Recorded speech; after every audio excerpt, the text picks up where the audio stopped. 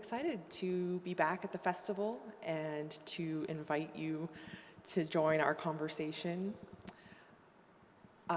Si jamais les gens ont des questions en français ou pendant l'événement, on va peut-être switcher en français par moment en cherchant des mots comme ça, but the event will take place mostly in English.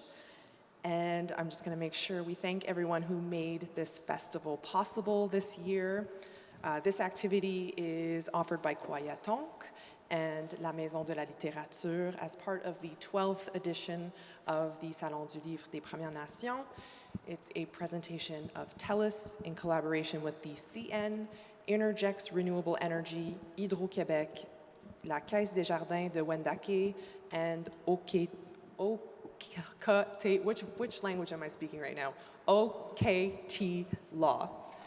Produced by Kwahiatonhk, the 2023 edition is made possible thanks to the financial support of the Canada Council for the Arts, the Government of Canada, the Government of Quebec, the SODEC, and the CDFM huron-wendat. So those are all of the thank yous are out of the way. So without further ado, I will introduce you to our three panelists. We're going to be talking about Indigenous comics today, out of the gutter. And we have three fantastic artists for you, multidisciplinary. We're going to get to a lot of different topics, but I'm going to start by turning to David Alexander Robertson, who will introduce himself. All right, thank you. Thanks for having me here. It's nice to see everybody. My name is David Robertson, and I'll just make this quick. I'm a writer as well. I've written, I think, a little over 30 books by now, and I think half of them are probably comics and graphic novels. I also am a podcaster and do a bit of freelance journalism. And recently I started up my own imprint with Penguin Random House Canada, where I'm running a publishing imprint where we're only publishing children's literature for by Indigenous writers and artists. And so that was something that I didn't really expect to be taking on when I just started writing full time, and then wasn't full time anymore. I started working again part time, but it's a good gig to have. Yeah, thanks for having me here. Appreciate it. And you're a parent on top of all of those responsibilities. I am a father of 5. Yes. I think that's important to underline. Thank you, David. Walter Scott, I'll ask you to introduce yourself next. Hi, I am not a father of 5, but I'm also a comic artist. I'm an interdisciplinary artist. I work in graphic novels, sculpture, drawing, painting, video. My graphic novel series is called Wendy, and I started it in 2011 in a zine format. Sold it, by myself at zine fairs, stapled the thing by myself, and then eventually found a publisher and published 3 books. And I'm currently working on the 4th book, which should be coming out late next year, God willing. Thank you. My name is Diane Obomsawin. I'm mostly French speaking, you can hear. I'm a graphic novel artist, but mostly animator. I do films. You can find them at NFB. I do mostly biography or autobiography. And also I did an intrusion in the world of visual art, like installations, with the same topics. So I'm the same person, so it's just different. I can put it in different place.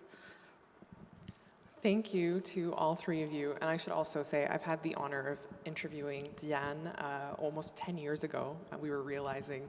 And we have some of her books here that we're going to be talking about. J'aime les filles, published by Loi de Cravant. And we also have, this one's a little bit more rare, isn't it? Yeah, it's strange. I had to do J'aime les filles, but I had a grant to do that. But it's called Pink Mimi Drink, and it's about her pug. It's not about my pug, it's dreams. But this is my pug, so I'm the mom of pugs. So we have a lot to get to. We're going to talk about Indigenous comics today, but I thought before we got to the work that you have been publishing, what has been going on in the world of publishing the last 10, 15 years, specifically in Canada, but in Quebec as well. But I wanted to ask you all about your first encounters with a comic book, with a graphic novel, something that you picked up either as a kid or later in life, where you were drawn to the stories, how stories can be told in that format. Were there characters or series that really connected with you? I'll start with you, David. Well, I started reading comics when I was very young. I think that's pretty common for, in particular, like for boys who are usually reluctant readers to gravitate towards comics because the images do a lot of work and that it's very helpful. It's interesting, I was just driving with a couple of friends of my kids. I'm also a chauffeur, but I drive my kids all over the place. And one of my daughter's friends says that their parents didn't allow them to read comics because they said it was bad for reading. And I just was like, you know, because they're incredible for developing reading skills. It's often quite the opposite. Oh yeah, that polar opposite. Yeah. But I started reading comics very young, and I was always like a superhero comic guy. So I liked, my favorite superhero was always Spider-Man, and my first author photos actually I was wearing a Spider-Man shirt, and so I grew up, reading superhero comics, and my first encounter with, like, I guess, representation in comics, in terms of Indigenous characters, was very stereotypical, which is very typical, especially in the 80s and the 90s. The characters I saw who were Indigenous were always, they fall under very distinct groups of poor representations. So there was, there's a savage Indian, which was very common, the noble savage, and I remember reading about this character in a Firestorm comic book named Black Bison, who I think he checked all the boxes. They had this elder who was his great-great-grandfather who was hated white people because of the wrongs that had been done to his people, and he was bloodthirsty for revenge against white people. And then there was this guy named John Ravenhair who had all of his exhibits. He put together an exhibit in a museum that was all artifacts from his culture, and he dressed very much westernized, and he was running these kids through this exhibit to show them all these artifacts from his culture. And then his great-grandfather gets killed, and his spirit it possesses him, and he becomes a supervillain.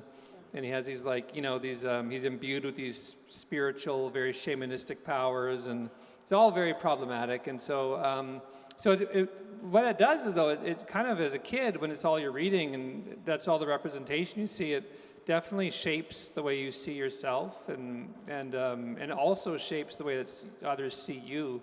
And so I feel like when I was younger, even though comics had a lot of value to them, and how they helped me to later on in life figure out what kind of books I wanted to write, and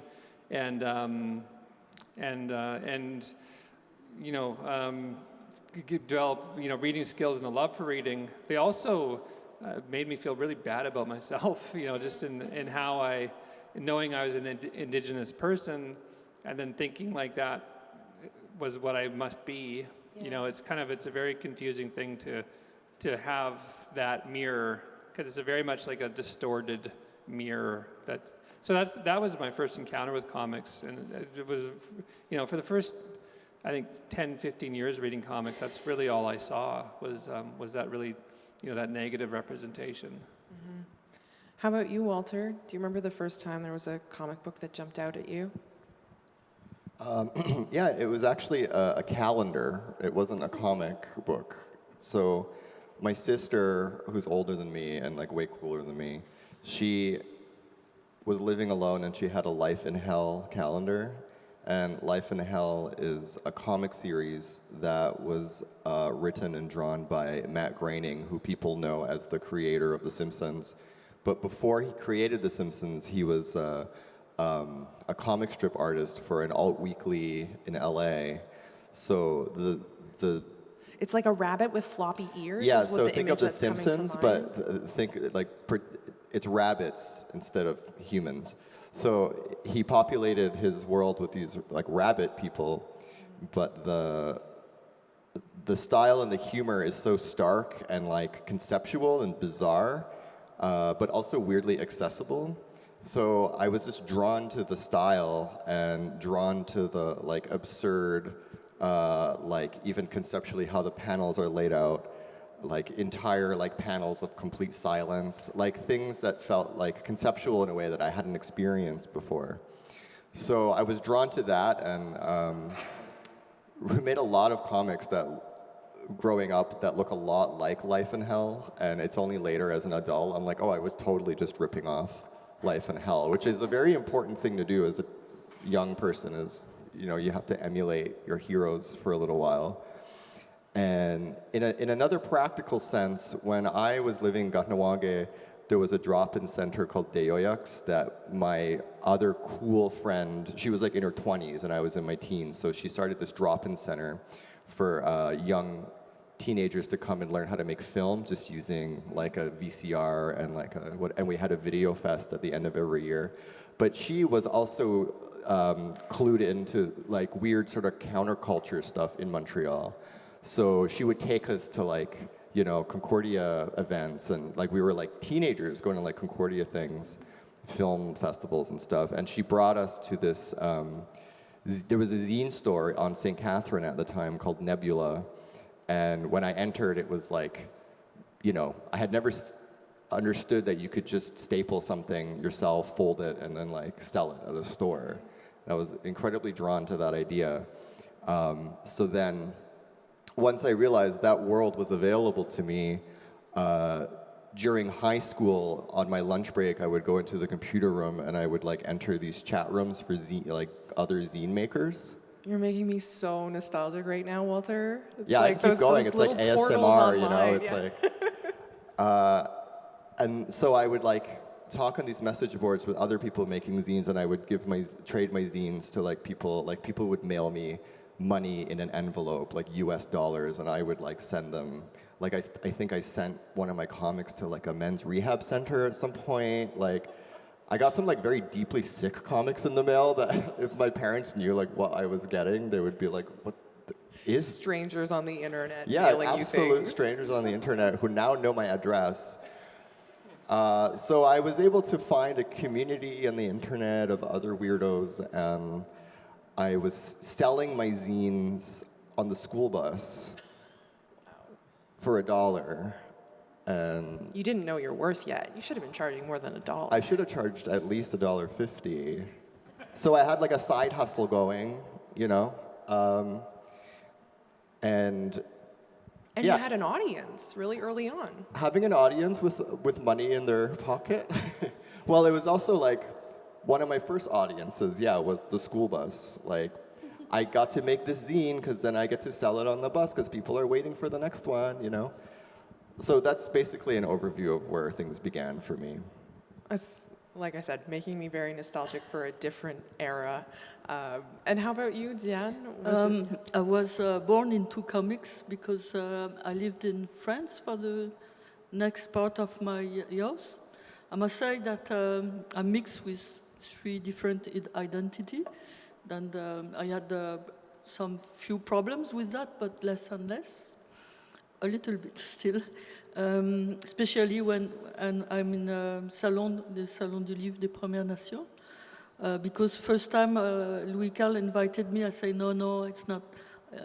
I felt an imposter, and so more and more I'm going back to my root, indigenous roots.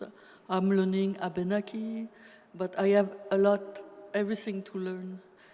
So I think it's the next book I will do will have more indigenous content, and I will do it in French, but translated in Abenaki, mostly for perpetuate the language and have a trace of the language, because this language have gone in 2 generations, but now it's coming back in force. So my first question. So I was in France, and we everybody read comics, and at that time it was begin with Pif Gadget, a very gentle thing, with a gadget in it, a very kid.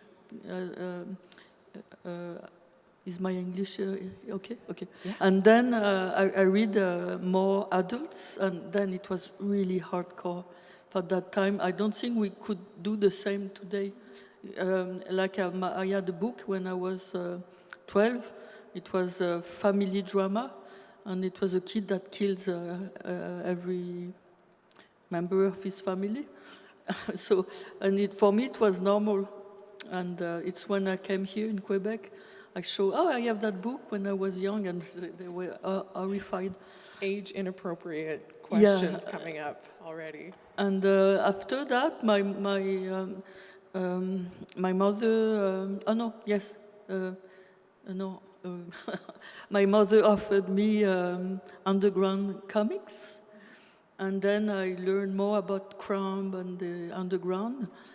And I did comics myself when I was a teenage, and for me it was a way to revenge against my family, that I felt oppressed, and also the society in general. And it was mostly family. But at the same time, I wanted to make my mother laugh. So it was like double, and she laughed also. Yeah. So, but not always. And then I came here, and I keep on here doing. To Quebec. To Quebec, yeah, I'm here to Quebec. And then I was really French when I came, and then less and less French. To be French is not only a nationality. I don't have French nationality. I don't even have paper in France. No paper identity at all. So, but my comportment was mostly French, and it was not a good thing in the mouth of Québécois. Yeah, you're too French. But now I am less and less French, and also I feel more and more the heart of the indigenous.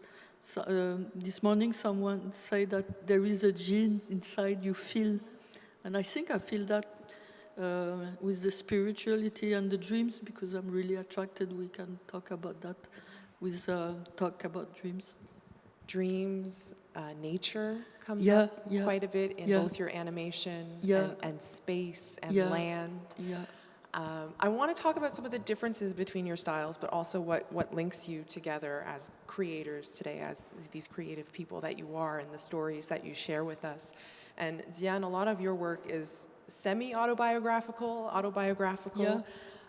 and a lot of your stuff actually talks more about your gender and sexual identity than it does necessarily about your racial identity. Yeah, it will come. Yeah. Yeah, step by step, because I didn't do my queer identity before. Mm-hmm. It was not the time. I think I have to do it with my time. I cannot do it before it. And so I really, like I say, it's one book. I won't do I love girl, unloving woman, j'aime les filles, 2 and 3 and 4. I don't think so. Mm-hmm. I don't think so. Maybe more indigenous, maybe. I hope.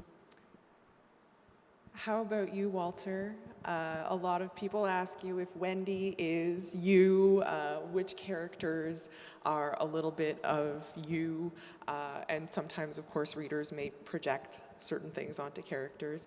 How much of yourself do you explore through the characters in the universe of Wendy, which, as Diane was saying, there is a Wendy 2, 3, and 4. It's Wendy's Revenge, Wendy Master of Arts, Wendy, Wendy's Revenge, Wendy Master of Art, and the new one is going to be called the Wendy Award. The Wendy Award. What kind of reader reactions have you gotten to the characters in the universe? Do a lot of people ask you about the Indigenous elements of your stories, of your characters? Well, people do ask if Wendy is based on my experiences, which, yes, absolutely. And I wouldn't say that Wendy is me, because Wendy is Wendy. Mm-hmm. She's a fictional character. I would say the main characters in my book are Wendy, which is the neurotic artist, and then her best friend, Winona, who is an Indigenous artist, Screamo, who is the queer, hedonistic drug addict. And so between the three of them, if I said that I existed in the book, I think the way that I exist is that the conversations that they have with each other and the relationships and complications between them, that space is where I sort of exist, because I use the characters as a way to work through the way that I think about how those different identities intersect on a daily basis between fictional people. And I heard you say in a previous interview that you as the reader of Wendy, you may or may not recognize yourself in Wendy, or you may just not be willing to admit it, and that you started this out as just a way to make you and your friends laugh. Wendy started out as that, and now she has this whole rich life. Well, I think the way that intersects with Indigenous identity or subjectivity in the book is that it did start as a way to make people laugh. I didn't think about it in terms of my ethno-cultural origin.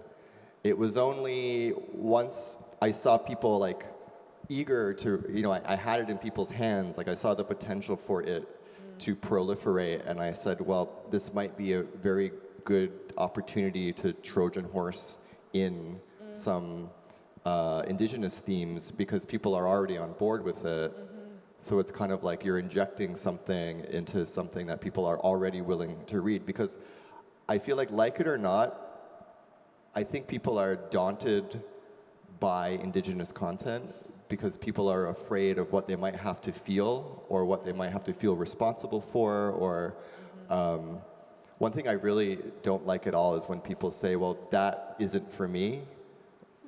As if all Indigenous art is not for them. Yeah. Because it's not about their own lived experience. Because it's not about them, and they're often, I feel, masking some sort of guilt or anxiety around what they might have to face. So to have an Indigenous character sort of just pop up in this book that you're already reading, it's like, well, you're already on board, so now you have to engage with it. And the character Winona, like, she is experiencing that herself. Like, she is another person in this universe like anyone else. So you get to encounter her not as this like tokenized individual, rather just another artist with a very specific but equal set of issues as the rest of them. Right. That's really thoughtful. Thank you, Walter. Thank you. David, you mentioned superheroes. You all have your own distinct style, but there still is overlap. You talked earlier about the negative representations, an Indigenous character as a villain, these stereotypes that really hurt when you encountered them as a young boy. When did you realize you needed to tell your own superhero stories, that you needed to write the Reckoner series and the other works that you've done? I think it was also, it wasn't just the villains, it was also the heroes, but the heroes would often just wear our stuff. Like, there's a very famous comic book where Superman goes back in time to try and convince an Indigenous tribe to sell their land to white people. And it's just like, that's just so like historically accurate in a way, but like, and so he goes back in time and he eventually comes back to the present, finds out what he's done in the past. They've made him an honorary chief, and so he's like has a headdress on, and he's like able to give the land over. It's just such a weird problematic thing, but you know, there's tons of examples like that. But so that I think it's like representation, it's appropriation, it's like, you know, it's all these really problematic things that I read when I was younger, and I think still read today. And there was a time when I just felt like the narrative needs to change, and there needs to be more books that have accurate representation that does more good than harm. And I've always had this mindset that I got from my father that, you know, if you have like a thought like that, and then you feel like you have the ability to do something about it, then if you don't, then I think that you're missing out on a responsibility that you've given yourself. And so at one point I thought, you know, there needs to be, you know, graphic novels, comic books with good Indigenous representation. And since I think that, then I feel like I should do that. And I can't draw, so I work with people who can draw. But so I wanted to write. We have one of your books up here. I'm just. Oh, that's one of them. Yeah. So I wanted to write Indigenous graphic novels, graphic novels with Indigenous characters. You want to look at that? If you want, you don't The other have to. panelists want to take a look, but we can share it. What I've also come to understand is that yes, there's a genre, the superhero genre, but there are also just like heroes in real life, and I think so it's also a broader understanding of what is heroic. And so I've written graphic novels that deal with historical fiction, real history, Indigenous people within those stories that have autonomy and that are actually drivers of change in a really positive and profound way. You know, the Tales from Big Spirit series, which is that series there, is one of 7 that showcase Indigenous heroes in Canadian history. You know, the fact that there's towns and places in Canada where people live that would not be here without the existence of Indigenous people. You know, and a lot of people don't know those things, and so I wanted to share that history. And then as I got further on in my career, I really wanted to kind of like break down the genre of superheroes and the representation of Indigenous characters within them, and write something new and create an entirely new Indigenous character that has all these you know, flaws, but also all this truth in their story and in their identity. And so I created this character named Cole Harper, and I've lived with him for a long time. You know, I wrote it first as a trilogy of novels, and now we're in the middle of working on this quadrilogy of graphic novels that he is kind of really coming into his own, and has this team of other heroes that they're trying to, you know, fight against this evil corporation that's trying to create villains that are, you know, doing things like breaking up pipeline protests and stuff like that.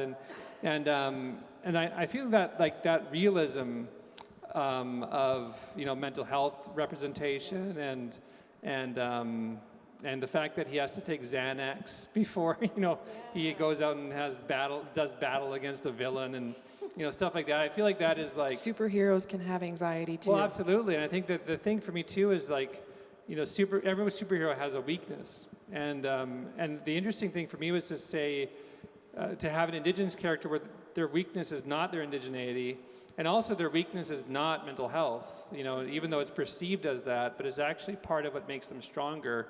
I think is also part of it as well. So it's really a story that hopefully is empowering. And so, yeah, I think that like my whole career has been, you know, the center, I guess, foundational piece of it has been graphic novels, and this, I think this intention to shift, you know, the paradigm, or shift the conversation, so that, you know, we can really reach people in more positive ways. Mm-hmm. You see that desire to offer something somewhat educational, to teach people about part of a history that they may or may not know. And I love what you were just saying there about mental health, because it comes up in all of your work when people just have those kinds of struggles, and the different ways that we can approach it as storytellers, as writers, as illustrators. Walter, I was going to ask you a little bit about Wendy and Screamo and the representation, what you chose to explore, and why it was important for you to maybe add a little bit of humor when talking about some of those darker subjects, those things that are difficult for some young people, especially in their 20s, especially in the art scene, especially in Montreal, party, city mode. Why was that something, did it just come up naturally, I guess, is my question to you? Like, you're asking, is humor an important way to engage with the dark subject matter? Yeah. Yeah, let me try to answer this as I'm thinking about it. So, Wendy, the book series deals with addiction, like sexual compulsions, drug Attachment abuse, issues. attachment issue. Okay, let's go through the whole Rolodex. So every bad thing. But also it deals with being an artist, maybe lacking inspiration, creative block, money troubles, roommate issues, pressure. Yeah. Societal expectations. Societal expectation, art world expectation, class. Yeah, it's all in there. I don't think I have a choice but to make it at least a little bit funny, right? Because that's the way that you cope with that. And I don't know. Yeah. I guess it just comes down to maybe you're asking me what my philosophy of life is. Which Yeah, I think, it's a very big question. I guess I would just say more specifically for the audience to keep in mind, it's more, sometimes it's really a roadmap of like what not to do, or also to not be ashamed if you yourself found yourself in that type of situation. Right, and I think we were talking earlier, and this is probably a question that you have for later in the panel, but I have had people tell me that they relate deeply to the characters. They've told me that it makes them feel better about themselves because they feel like someone else understands. I've had people say that they've had very dark times in their life and they've read Wendy and it pulled them out of their depression. How did that feel? Well, it's a lot of responsibility. Yeah. It feels like a lot of responsibility, but the book, it's not mine. It's like the book did it, you know? It's like, in some way, I'm sort of absolved from it. People have told me that they were going to commit suicide, but then didn't, which is not something I hear every day, but like I've heard it at least twice now. People have gotten Wendy tattoos, which I think is fun. People have also had like extreme darkness in their eyes saying, I feel like I'm Wendy and I do not want to be like that. I'm like, oh. Well, yeah. And you do. Maybe you are a mess, I don't know you. And there are ways that you do offer a way out in some ways. Like the characters keep moving forward even when they're dealing with very difficult things. They move to new places. They pursue a change in the hopes that they will change.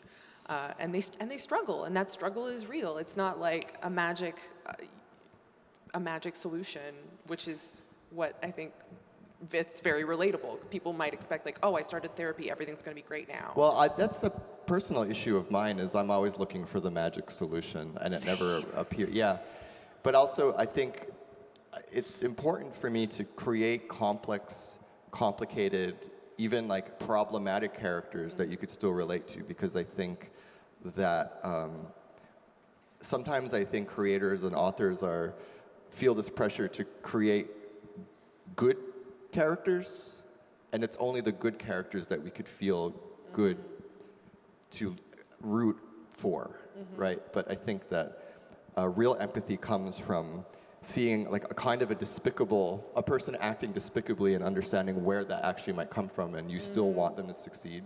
Like I think that's sort of like the core of like where real empathy and relatability can come from. I think that it's like Julie Doucet. Yeah, like Julie just said, Yeah, and you her do. character like doing whippets and like. Yeah. For people who don't know Julie Doucet, most famous for her series Dirty Plot, which I can't believe I'm saying on a stage. There was recently republished as an anthology, a hardcover, an amazing collection, and she as well started in the world of zines and was very influenced by the ideas of like trashy comics and that sort of thing. And sometimes you feel like, should I be reading this? Am I allowed to be reading this? And there are definitely some echoes there. I was in Angoulême when she win the prize. No, Won one of the most the year internationally prestigious awards for graphic she's novelists. Wonderful as an artist too, and the good she does to people, it's enormous. I think the same like you do. And I was there in Angoulême, and she was like a pop star. The young, especially young women, say Julie on there. In the streets, it was enormous. You were there for that? Yeah. I'm a friend of Julie. We play games, career games. It's stupid a little bit, but it's fun to be She's together. like a pop star, but she's also very shy. Yeah. So for people who I haven't know never her read it, from the 80s, and we were both so shy we didn't were able to talk really. But now she's a friend. And Zian, you brought up, a pop star to other young women who hadn't seen a woman make those kinds of comics in the 80s and 90s. And the stories that you all share that are very much informed by you as individuals, your own story, your own experience with all of the issues that come through in your stories. I wanted to, because you talk about not show always good character, and now I'm doing, mostly I do dreams. This is the main thing I do in art, installation of films or comics. It's often the adaptation of dreams. But now I'm doing a nightmare in a movie, in the NFB, those days, and it's such a nightmare. It was, I received a bucket of cold water, and it was a compartment that was not good. And it's someone, the story is too kind, and he's in a honeymoon with his love, and they don't. It's the first time they go to holiday together, and it's Niagara Falls, and it's the movies begin with day 1, day 2, and it's really going really worse and worse because the guy is so insecure. He's very gentle because he wanted to be sure that she loves him, but slowly it's become a nightmare, and it's me, unfortunately. And the editor, when he saw my film, he said he had 3 days. He was shocked because he recognized himself in that film. But at the end, it's funny, but funny dark. And after the woman, she don't have the choice to leave, and then the film will become like a Hitchcock film, where it became gentle and worse, and it's a nightmare. There is a crime and a false crime and a lot of things, and it's anxiety at the end, but we laugh at the same time. Looking forward to reading that. Does it have a title yet? I Don't Love You Anymore. Memorable. I Don't Love You Anymore, coming maybe in 2024? 25. We don't have to put too much pressure. So Walter brought up reader reaction to his work, and you talked a bit about some of what you see. David, how about you? Have there been moments where you visit a lot of schools, you do a lot of public events? Have there been moments where a reader reaction has made you feel like you're really on the right track, or maybe there's something you want to develop further? Yeah, I think a few times. One of the first times, it was actually when I first started doing graphic novels. I did this initial series called 7 Generations, which is a historical fiction, and it looks at 150 years of a family's history and how that trauma is passed down, and how storytelling, I think, helps healing.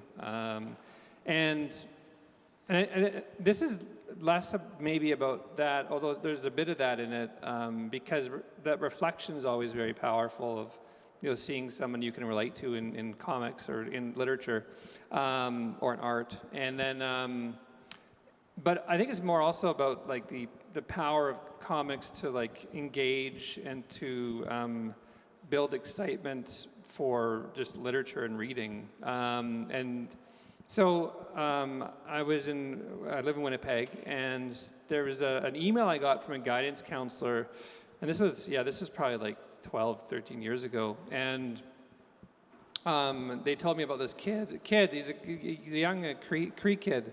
He was, I think, in grade 4 or so at the time, and the story was that this kid was acting out a lot, having a lot of outbursts, getting into fights, not coming to class, and he got sent to the guidance counselor's office a lot.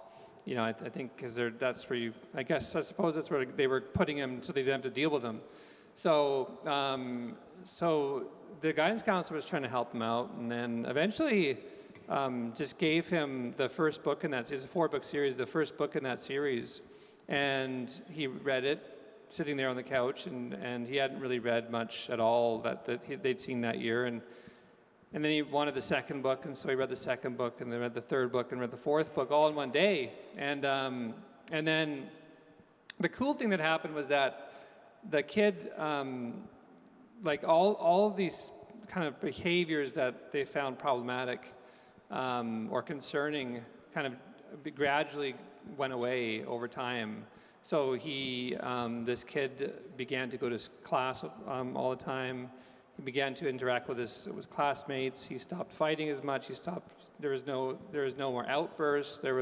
And so he became engaged with not only the English class, but in all subjects.